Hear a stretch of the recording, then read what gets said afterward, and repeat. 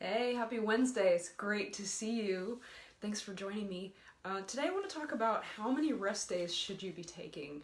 I train a lot of different types of athletes, some who are just doing triathlon for fun, and some of whom are really trying to kill it in triathlon, and they really feel like they need to pack as many workouts into their week as possible.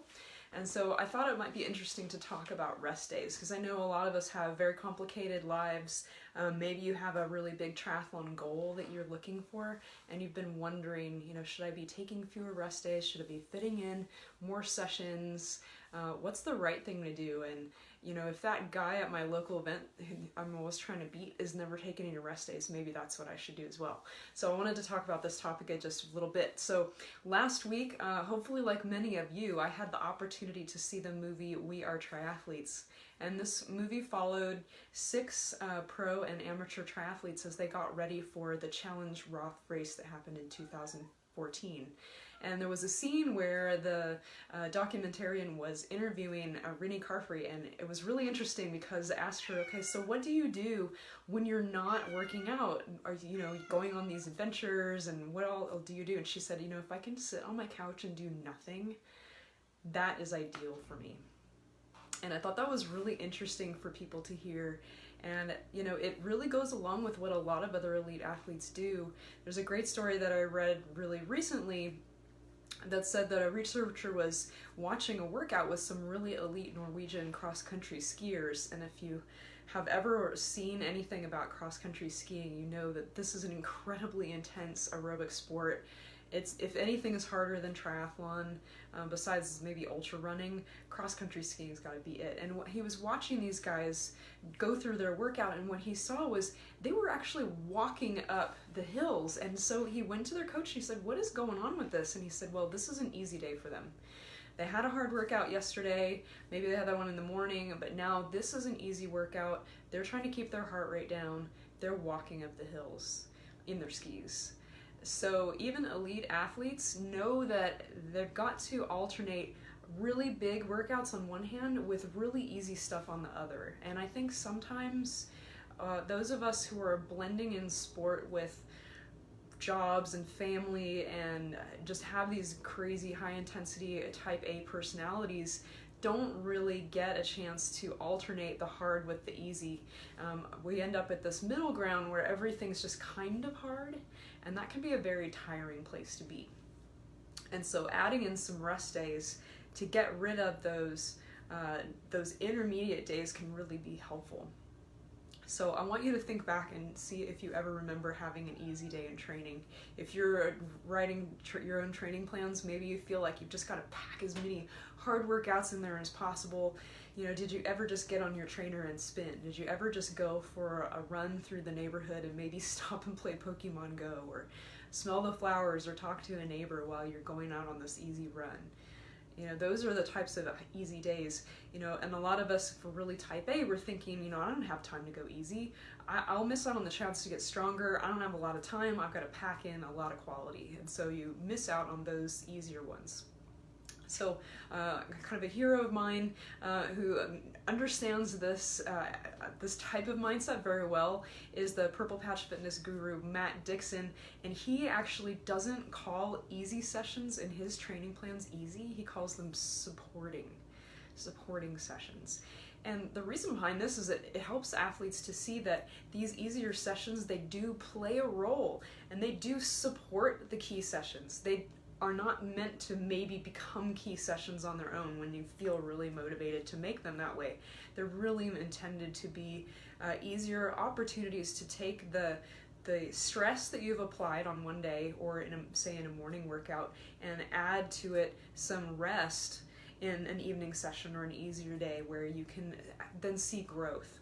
So if we want to see growth, if you want to get better, if you want to raise your FTP, if you want to increase your endurance, then you require some stress of some kind. If you really want to be able to ride for 50 miles, if you only ever go out and ride 20 miles, obviously it's going to be hard to finally go and race 50 if all you ever did in training was 20 miles. So you've got to be adding these stressors of increased endurance as you go. That's pretty obvious. but maybe not so obvious, is that once you've applied that stress, the only way that you get stronger from it is if you allow some rest. Think about going to the gym and deciding that you want to have giant biceps. I don't think as a triathlete that's a goal, but if you wanted to do that, you would go to the gym, you'd work biceps. Now, if you worked biceps 7 days a week, where would you be? Incredibly sore. You wouldn't have bigger biceps, you wouldn't even be able to go to the gym anymore. You wouldn't be able to lift anything. So it's the same with anything else. You go, you stress the muscle, you stress the system, and then you give it some rest so that it can rebuild from the stress and then becomes stronger. It adapts to the stress, it becomes stronger, and then you get the growth.